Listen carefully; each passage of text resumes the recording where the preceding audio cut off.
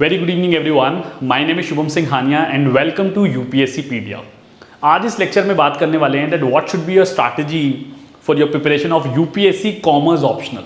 सो आपके prelims examination already खत्म हो चुके हैं। Now you must be wondering कि किस तरीके से हमें मेंस की तैयारी करनी चाहिए for the subject of commerce. So आज इस लेक्चर में मैं एक स्ट्रैटेजी के बारे में बात करने वाला हूँ which is approximately a period of 3 months, और दो कैटेगराइजेशन में, दो सिनेरियोज में हमने इस स्ट्रैटेजी को डिवाइड किया है। One is for those candidates जिन्होंने ऑलरेडी एक बार सिलेबस कवर कर लिया, that means they have already gone through the syllabus and they have completed the syllabus of the UPSC commerce optional. और दूसरे वो लोग जिनको किसी पॉजिटिव ऑफ टाइम की वजह से, किसी और सिनेरियो की वजह से they have just attempted for the prelims और अभी तक उन्हें प्रॉपर टाइम नहीं मिल पाया for the preparation of UPSC commerce optional. तो दोनों ही टाइप के कैंडिडेट्स, दोनों ही टाइप के एस्पिरेंट्स के बारे में बात करने वाले हैं। सो प्लीज इस वीडियो को एंड तक जरूर देखिएगा। It's not going to be a very lengthy video but काफी कॉम्प्रहेंसिव वीडियो होने वाली है। ठीक है, सबसे पहले शुरू करते हैं एक बहुत ही मेरे फेवरेट कोट से, one of my favourite quote that is which was given by Pablo Picasso. Our goals can only be reach through the vehicle of a plan, there is no other route to success. अब plan करना क्यों जरूरी है? Because आपको पता है कि आपके पास बहुत ज़्यादा सिलेबस है, बहुत वॉल्यूमिनस सिलेबस है। ठीक है, यूपीएससी कॉमर्स के अंदर ही इतने सारे सब्जेक्ट हैं और साथ साथ आपको आपका जीएस का भी सिलेबस प्रिपेयर करना है। So it's very important that you strategize and plan because the idea is to get the maximum output with the given frame of time. तो इसीलिए एक स्ट्रैटेजी बनाना, प्लान करना बहुत ज़्यादा ज़रूरी है। और उससे भी ज़्यादा ज़रूरी क्या है कि जो भी आपने स्ट्रैटेजी बनाई हो, जो भी प्लान बनाया हो, you stick to that and you focus कि मैं उसको प्रॉपरली इंप्लीमेंट कर पाऊँ। So make sure that you have your own strategy which you're going to follow for the next period of 3 to 4 months. ठीक है, अब सबसे पहले बात करते हैं उन स्टूडेंट्स के बारे में who are going to focus upon that how do we begin your preparation for those students जिन्होंने ऑलरेडी अपना सिलेबस कवर कर लिया है। तो जिन्होंने अपना सिलेबस कवर कर लिया उनको कैसे स्टार्ट करना है, सबसे पहले उसके बारे में बात कर लेते हैं। Now you have to remember कि अप्रॉक्सीमेटली जो आपके पास टाइम फ्रेम होगा, the time frame that we are going to cover is approximately 3 महीने का टाइम फ्रेम लेके चलते हैं कि हमारे पास 3 महीने का टाइम फ्रेम अवेलेबल है। ठीक है, that is going to be the ideal time. Okay, now let's say that you have started with your preparation. तो सबसे पहले आपको क्या फोकस करना है कि आप 1 महीना लगा के अपने पेपर 1 को और अपने पेपर 2 को, दोनों को रिवाइज कर लें। ठीक है, now the question that might be coming in your mind कि यार कौन सा पहले सब्जेक्ट उठाना है, कौन सा पहले पेपर उठाना है, पेपर 1 उठाना है या फिर पेपर 2। देखिए, बहुत आइडल सी सिचुएशन क्या है कि you should begin with that subject जिस पे आपकी ज्यादा कमांड है। लेट्स से आपको लगता है कि जो पेपर 1 का पार्ट है कॉमर्स ऑप्शनल का, which is majorly comprise of practical subject, उसके अंदर फाइनेंशियल अकाउंटिंग है, कॉस्ट अकाउंटिंग है, टैक्सेशन है, फाइनेंस है। आपको अगर लगता है कि आपका जो कमांड है, आपकी जो स्ट्रेंथ है वो प्रैक्टिकल सब्जेक्ट पे है, pick up paper 1 and try to wrap it up in 15 days। 15 दिन के अंदर पहले पेपर 1 पूरा रिवाइज कर लीजिए और फिर 15 दिन लगा के पेपर 2 पूरा रिवाइज कर लीजिए। आप, क्योंकि मैं उन स्टूडेंट से बात कर रहा हूं जिनका ऑलरेडी सिलेबस कवर है, तो 15 दिन आपको बहुत ज्यादा नहीं लगने वाले। 15 दिन के अंदर आप बहुत आराम से अपना सिलेबस रिवाइज कर सकते हैं। इसमें एक छोटी सी चीज आपको और क्या ध्यान रखनी है कि कुछ सब्जेक्ट्स ऐसे होंगे जो ज्यादा टाइम नहीं लेंगे। लेट्स से आपने फाइनेंशियल अकाउंटिंग बहुत अच्छे से पढ़ा हुआ है या कॉस्ट अकाउंटिंग बहुत अच्छे से पढ़ा हुआ है, तो हर चैप्टर के एक दो न्यूमेरिकल आपने लगा लिए and that will be more than sufficient. But let's say आपको लगता है कि सर ऑडिटिंग हम पहली बार पढ़ रहे हैं, बहुत ज्यादा डेप्थ में हमें नहीं पता। अगर आप चार्टर्ड अकाउंटेंट नहीं है तो मैं मान के चल रहा हूं कि आपको बहुत बेसिक आता होगा, वहां पे हो सकता है आपका टाइम थोड़ा सा ज्यादा लगे, हो सकता है इंडस्ट्रियल रिलेशन में आपका टाइम थोड़ा सा ज्यादा लगे, तो उन सब्जेक्ट्स में आप थोड़ा सा ज्यादा टाइम लगा लीजिएगा। ठीक है, that is totally your choice based on your strength and weakness. But आपको ये ध्यान रखना है, आपको ये टारगेट लेके चलना है कि यार मुझे 15 दिन के अंदर पेपर 1 खत्म करना है और 15 दिन के अंदर मुझे पेपर 2 खत्म कर लेना है। And you have to make sure that you are keeping a balance between the easy and difficult subject. ऐसा मत करना कि पहले डिफिकल्ट सब्जेक्ट उठा लिया और उसमें बहुत ज्यादा टाइम इन्वेस्ट कर दिया और बाद में जो आपका आसान सब्जेक्ट था जिसपे आपकी कमांड थी उसके लिए आपके पास टाइम ही नहीं बचा और आप प्रॉपर्ली रिवाइज नहीं कर पाए। सो 1 महीने के अंदर आपको टाइम लगा के फोकस करना है कि आप properly paper 1 as well as paper 2 को रिवाइज कर लें। That should be the first objective to be covered in the first month. ठीक है, आगे चलते हैं। अब फर्स्ट मंथ में आपको एक और काम करना है। ये नहीं करना है कि सिर्फ और सिर्फ रिवीजन कर रहे हैं, आपको ये भी करना है कि आपको वीकेंड पे, वीक में एक बार कम से कम एक full past year paper practice कर लेना। That means that comprise of paper 1 as well as paper 2। ठीक है, तो संडे बैठो, ठीक है, आराम से बैठ के पूरा पेपर सॉल्व करो। पेपर सॉल्व करने के बाद उस पेपर को बहुत थॉरली एनालाइज करो that what are the mistakes that I am doing. Students गलती क्या करते हैं दोस्तों, वो आंसर्स तो लिख लेते हैं बट वो कभी उसको किसी से चेक नहीं कराते हैं या उस पर फीडबैक नहीं लेते हैं या उसको थॉरली इवैल्यूएट नहीं कराते हैं that what are the mistakes I am making. आप एक यूपीएससी एस्पिरेंट है, मैं उम्मीद करके चल रहा हूं कि आपको ये बात पता है कि जो आंसर राइटिंग की जो स्किल है that can not B learned in one single day या फिर 1-2 दिन में नहीं सीखी जा सकती।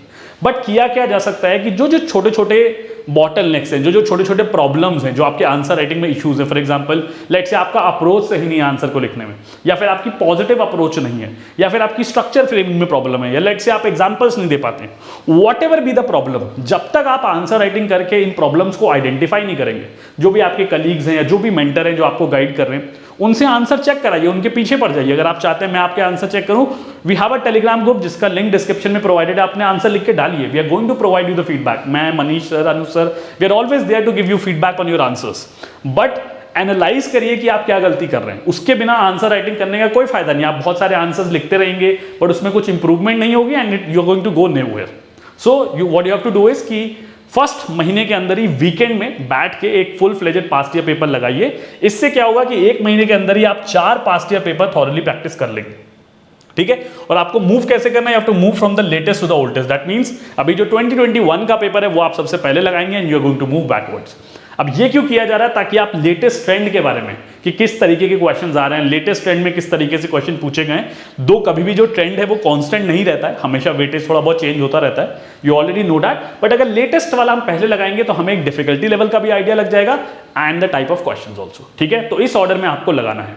अब जैसे मैंने आपको कहा कि उसको थॉरली एनालाइज करना है, तो 4 पैरामीटर्स मैं आपको बता देता हूं जिसके बेसिस पे आप उसको इवैल्यूएट कर सकते हैं। One is the structure of your answer. Structure का मतलब क्या होता है, क्वेश्चन दिया हुआ है, आपने उसको आइडेंटिफाई किया और एक स्ट्रक्चर बना लिया अपने माइंड में या रफ कॉलम में एक छोटा सा स्ट्रक्चर बना लिया कि पहले मैं इंट्रोडक्शन के बारे में बात करने वाला हूं, I am going to introduce the topic, then मैं मेन कोर टॉपिक के बारे में बात करने वाला हूं, then I am going to give the examples and then probably I am going to give a summary और अ कंक्लूजन। तो एक स्ट्रक्चर क्रिएट करना, coherence, linkage between the first paragraph and the second paragraph and the third paragraph. एक और students गलती क्या करते हैं आंसर राइटिंग में, क्योंकि मैंने काफी सारे आंसर्स इवैल्यूएट किए हैं, तो मैं आपको क्या बता सकता हूं, एक कॉमन मिस्टेक क्या है कि एक ही पॉइंट उठाया और उसी को बीटिंग अराउंड द बुश करते हुए पूरे पेपर के अंदर लिख दिया, पूरे आंसर के अंदर लिख दिया। ये नहीं करना है। You have to make sure कि आप वैल्यूएबल पॉइंट्स दे रहे हैं, वैलिड पॉइंट्स दे रहे हैं और उनके बीच में एक लिंकेज क्रिएट किया हुआ है आपने। That is very very important और वो सिर्फ प्रैक्टिस से इंप्रूव हो सकता है, रैंडमली नहीं आएगा। Third is giving examples. Examiner को बहुत अच्छा लगता है जब एग्जाम्पल्स दिए होते हैं, डायग्रामेटिक प्रेजेंटेशन दिए होते हैं, ग्राफिकल रिप्रेजेंटेशन दिए होते हैं। फॉर एग्जाम्पल लेट से आपसे पूछा गया है कि मास्लो की नीड हायर की थ्योरी आपको समझानी है और उसका इंटरप्रिटेशन देना है, या आपको बताना है कि भाई मॉडर्न डे में उसका क्या यूज है। अब एक तरीका तो क्या है कि आप पैराग्राफ पे पैराग्राफ लिख दें और 5 पॉइंटर्स बताने that these are the 5 hierarchy level needs of Maslow. दूसरा तरीका क्या हो सकता है कि आप एक डायग्रामेटिक रिप्रेजेंटेशन दे दें और उसको सप्लीमेंट कर दें इंटरप्रिटेशन से या फिर अंडरस्टैंडिंग से। वो एक ओवरऑल प्रेजेंटेशन भी इंप्रूव करेगी और आपका टाइम भी बचाएगी। तो ज्यादा लिखने पे फोकस मत करिए, इस पे फोकस करिए कि मैं अपना एक्सप्रेशन कर दूं using less and less voids and less time, because आपको आपका टाइम भी बचाना है और आपको प्रेजेंटेशन भी इंप्रूव करनी है। Last the conclusion part. Conclusion कभी मत छोड़ा करो, भले 3 लाइन का कंक्लूजन दो, 4 लाइन का कंक्लूजन दो, बट कंक्लूजन जो होता है वो एक लास्ट इंप्रेशन छोड़ देता है एग्जामिनर के ऊपर।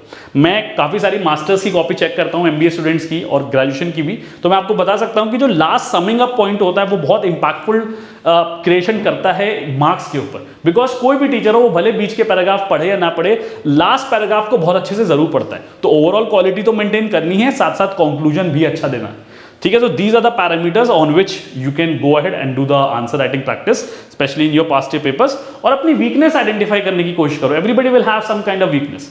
कुछ लोगों की वीकनेस होगी कि वो एग्जाम्पल सही से नहीं दे पाते होंगे, कुछ लोग की वीकनेस होगी कि उनको आता बहुत कुछ होगा बट उसको सही तरीके से फ्रेम आउट नहीं कर पाते होंगे। So all of these things can only be identified once you start writing your answer. So don't wait कि मैं पूरा सिलेबस कवर करूंगा तो मैं आंसर राइटिंग शुरू करूंगा। एक सब्जेक्ट खत्म हो गया, at least pick up that particular subject and start writing, ठीक है। तो ये एक ब्रॉड स्ट्रैटेजी है जो आप फर्स्ट मंथ में यूज कर सकते हैं। ना moving ahead with the second month, क्योंकि आपको जीएस की भी प्रिपरेशन करनी है, तो मैं आपको यहाँ पे सजेस्ट करूंगा कि आप 1 महीने का गैप ले लें इस ऑप्शनल से और 1 महीने का टाइम स्पेंड करें on your GS revision. GS को आप प्रॉपर्ली रिवाइज कर लीजिए, ठीक है। और 1 महीने के लिए आप अपने कॉमर्स ऑप्शनल को ब्रेक दे दीजिए, ठीक है। Now I am not getting to the details of GS because जो भी आपको जीएस के लिए गाइड कर रहा होगा उसने आपको स्ट्रैटेजी बता दी होगी, ठीक है। आगे चलते हैं फाइनल थर्ड मंथ पे पहुंच चुके हैं आप। सेकंड मंथ आपने जीएस के लिए रिवाइज कर लिया है। अब थर्ड मंथ में आपको क्या करना है? थर्ड मंथ में आपको क्या करना है? पहले 7 दिन आपको पेपर 1 उठाना है या पेपर 2 उठाना है, जो भी आपकी स्ट्रेंथ है, और उसके साथ मॉक्स लगाने शुरू कर दिए। You can start writing मॉक्स simultaneously, ठीक है।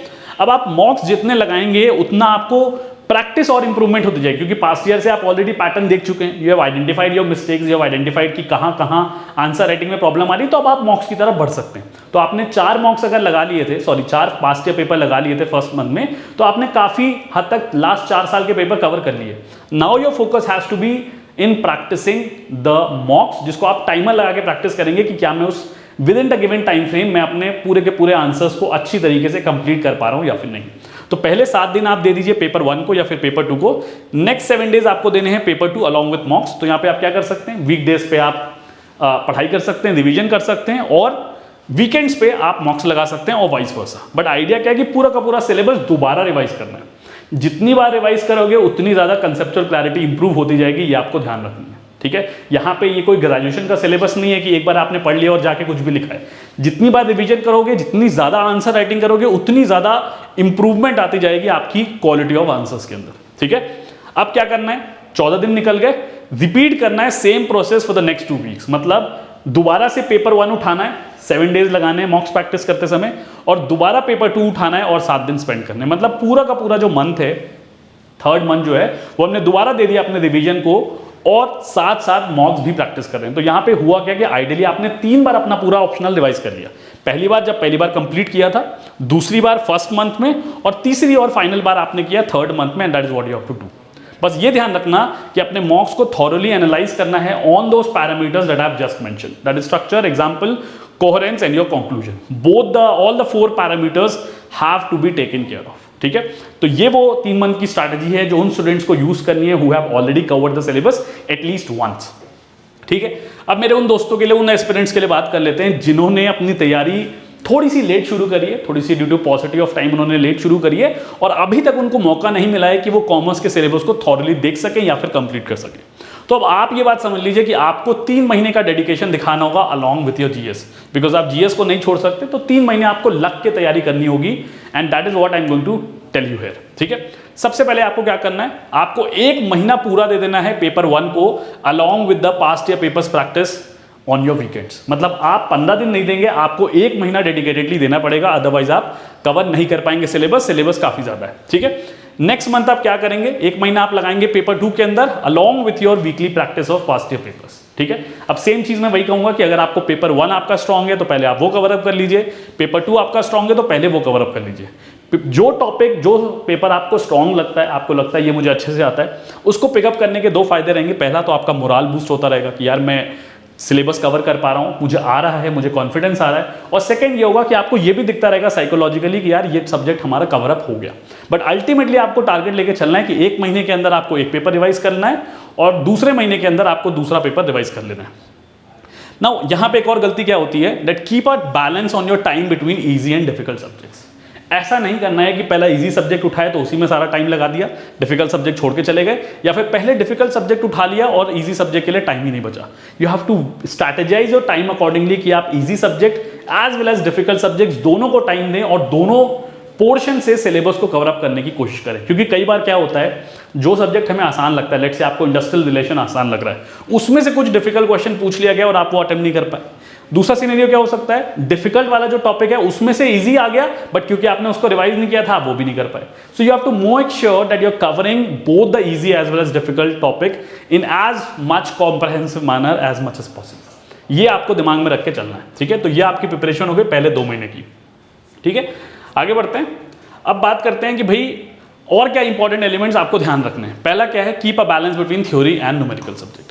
अब मैं ये क्यों कह रहा हूं, why I am telling you this, because as I was doing a past year paper analysis for commerce, मैंने क्या रियलाइज किया कि 2 फाइनेंशियल अकाउंटिंग और कॉस्ट अकाउंटिंग टैक्सेशन जैसे टॉपिक हैं, बट एक खास बात क्या है कि इन टॉपिक्स के अंदर थ्योरी से भी इक्वल वेटेज के क्वेश्चन पूछे हुए हैं। ऐसा नहीं है कि ये प्रैक्टिकल सब्जेक्ट है तो उसमें थ्योरी में उन्होंने रियायत दे दिया, थ्योरी से सब क्वेश्चंस कम पूछे। So you have to make sure कि जो जो प्रैक्टिकल सब्जेक्ट्स भी हैं उसमें भी आप अच्छे से थ्योरी पढ़ के जा रहे हैं। लेट्स से आपसे एक कॉम्प्रहेंसिव पूछ लिया गया question that what are the various allowances which are available under salary, या फिर आपसे पूछ लिया गया mention any 5 important deductions which can be taken up by a salaried employee. तो आपको सिर्फ उसका न्यूमेरिकल नहीं आना चाहिए, आपको उसका थ्योरी पोर्शन भी आना चाहिए, ठीक है। सिमिलरली हो सकता है आपसे कॉस्ट अकाउंटिंग में पूछ लें कि भाई what is the difference between cost accounting and management accounting. तो प्रैक्टिकल वाले स्टूडेंट्स गलती क्या करते हैं, प्रैक्टिकल तो अच्छे से तैयार कर लेते हैं बट थ्योरी पे मिस आउट कर जाते हैं। So don't make that mistake, keep a balance between theory and numerical topic. Next is identify the core topics of numerical. दो आपको प्रैक्टिकल पोर्शन से हर टॉपिक डिटेल में कवर करना है, बट एटलीस्ट कुछ पास्ट ईयर पेपर एनालिसिस से थोड़ा बहुत आइडिया लग जाता है कि यार प्रोसेस कॉस्टिंग का क्वेश्चन आता है, ठीक है, सैलरी के अंदर, टैक्सेशन के अंदर सैलरी का क्वेश्चन जरूर आता है। सो उन टॉपिक्स को और थॉरली और अच्छे से तैयार कर लीजिए। दो यूपीएससी अनप्रिडिक्टेबल है, सारा न्यूमेरिकल्स तो प्रैक्टिस करने हैं, बट जो कोर टॉपिक्स हैं उनको थोड़ा और अच्छे से देख लेना है डीपली जाके, ठीक है। Next is keep making notes for examples. Now this is very important and the importance of this particular point can not be emphasise much. जब भी कोई एग्जामिनर कॉपी चेक करता है और उसको कॉपीज बिल्कुल खाली खाली बहुत प्लेन नजर आती है जिसके अंदर एग्जाम्पल्स नहीं होते, तो वो जनरल मार्क्स ही देता है। बट अगर आप चाहते हैं कि आपके 260 प्लस आए, 270 प्लस आए ऑप्शनल के अंदर, या 250 प्लस आए, that is also considered to be a very good score. 260 बहुत अच्छा स्कोर हो जाता है। तो आपको क्या कोशिश करनी होगी कि आप हर क्वेश्चन के अंदर मिनिमम 2 एग्जाम्पल्स देके चलें, बिकॉज एग्जाम्पल से क्या होता है, एक्सप्रेशन भी इंप्रूव होता है और क्वालिटी ऑफ आंसर भी इंप्रूव होता है। सो अगर लेट से आप कोई भी एग्जाम्पल दे रहे हैं, लेट से आपने कोई एग्जाम्पल दे दिया मिसलीडिंग एडवर्टाइजमेंट का, ठीक है, किसी टॉपिक के अंदर मिसलीडिंग एडवर्टाइजमेंट का टॉपिक आपसे पूछ लिया गया, या लेट से प्रिंसिपल्स ऑफ मैनेजमेंट के अंदर कोई टॉपिक पूछ लिया गया आपसे मोटिवेशन थ्योरी का, तो you should be very clear कि यार ये मोटिवेशन थ्योरी है जो इस पर्टिकुलर सिनेरियो में एप्लीकेबल होती है। या लेट से आपने कोई कॉर्पोरेट एग्जाम्पल दे दिया, so keep making notes of examples. Let's say आप जीएस की तैयारी कर रहे हैं, उसमें आपने कोई न्यूज पढ़ी, ठीक है, उसको नोट डाउन करते जाइए अपनी कॉपी के अंदर या फिर जहां भी आप नोट बना रहे हैं। And make sure that when you are doing your practice of answer writing, चाहे आप मॉक्स की प्रैक्टिस कर रहे हैं या फिर आप पास्ट ईयर पेपर प्रैक्टिस कर रहे हैं, यू आर मेंशनिंग देम। जितना ज्यादा आपने हैबिट में ले आओगे एग्जाम्पल्स लिखना, वो उसकी ऑटोमेटिकली आदत पड़ जाएगी और फिर फाइनल आंसर में एग्जाम्पल्स निकलेंगे ही निकलेंगे। अगर अभी से आदत नहीं डालोगे तो फाइनल आंसर में भी एग्जाम्पल अचानक से नहीं आते हैं, ठीक है। So make sure you are doing that. And last part is focus on presentation during the answer writing. आपने बहुत सारे यूट्यूब चैनल पे देखा होगा कि टॉपर्स की कॉपी मिलती है, मैंने भी बहुत सारा देखा है। उन कॉपीज में खास बात क्या होती है कि कई बार क्या होता है कि आपके पास टाइम कम होता है और आपको टाइम को मैनेज भी करना होता है, स्ट्रेटेजाइज करना होता है। तो अब उसको करने का क्या तरीका है कि आप अपना टाइम बचाइए smartly by drawing some kind of diagrams. जैसे अभी मैंने आपको एक छोटा सा एग्जांपल दिया कि आप मोटिवेशन की मास्लो की थ्योरी बताना चाहते हैं, तो आप क्या करिए, आप मास्लो का डायग्राम बना दीजिए, जो हायरार्की डायग्राम है, हायरार्की ऑफ नीड्स का डायग्राम, और डायग्राम बना दीजिए और उसकी जगह क्या करिए, थोड़ा सा कम लिख लीजिए, बिकॉज लिखने में टाइम लगेगा, बट अगर आपने डायग्राम प्रैक्टिस किया हुआ है तो डायग्राम बनाने में टाइम नहीं लगने वाला। इससे आपकी प्रेजेंटेशन भी इंप्रूव हो गई, पहला पर्पस सर्व हो गया, सेकंड जो क्वालिटी ऑफ आंसर है वो भी इंप्रूव हो गया, थर्ड जो टाइम है वो भी बच गया। तो तीन फायदे हैं। तो एग्जांपल्स और डायग्राम जितने यूज कर सकते हो उतने यूज करना, not as a substitute of your answers but complementing the quality of your answer, that has to be taken care of, ठीक है। तो ये कुछ ब्रॉड सी चीजें हो गई। अब फाइनली अब एक महीना आपने पेपर 1 को दे दिया, एक महीने पेपर 2 को दे दिया, अब जो तीसरा महीना बचा है उसमें सेम स्ट्रैटेजी यूज करनी है, दैट इज 7 डेज आपको पेपर 1 को देने हैं अलॉन्ग विथ मॉक्स। यहाँ पे बहुत सिंसियरली आपको मॉक्स लगाने पड़ेंगे। 7 दिन देने हैं पेपर 2 को अलॉन्ग विथ मॉक्स। अब आप सिंसियरली बिल्कुल बैठ के मॉक टेस्ट लगाइए और उसको थॉरली इवैल्यूएट करिए। एक बार ये प्रोसेस कंप्लीट है, दोबारा से सेम प्रोसेस रिपीट करिए, that means 7 days for paper 1 and 7 days for paper 2। That means हमने आइडियली पहले आपका पूरा का पूरा सिलेबस कंप्लीट करा दिया 1 महीने के अंदर, ठीक है। उसके बाद हमने क्या किया, what we are doing there, कि हमने दोबारा से रिवीजन स्टार्ट किया, we are revising it for the second time, और इस बार हम 7 दिन पहले पेपर 1 को दिया, फिर 7 दिन पेपर 2 को दिया along with mocks, and then we are repeating the process. इससे होगा क्या कि जब आप रिवीजन दोबारा कर रहे होंगे and that too along with mocks, जब आप आंसर्स को थॉरली इवैल्यूएट करवाएंगे या खुद करेंगे या अपने किसी कलीग से करवाएंगे, तो छोटे छोटी जो प्रॉब्लम्स होंगी आपके आंसर राइटिंग में वो इंप्रूव होती चलेंगी। So these things are going to make a valuable contribution, but ये ध्यान रखिएगा कि अल्टीमेटली जो क्वालिटी ऑफ आंसर है वो लिखने से ही इंप्रूव होती है। जितना ज़्यादा लिखोगे, जितना ज़्यादा इवैल्यूएट करोगे, जितने ज़्यादा वीकनेसेस को इंप्रूव करोगे, उतना ज़्यादा क्वालिटी ऑफ आंसर्स इंप्रूव होंगे, and that is only going to help you crack this exam, ठीक है। So that was about today strategy for your UPSC commerce option. अगर आपको लगता है that this strategy has been helpful to you, please do hit the like button, do subscribe to the channel.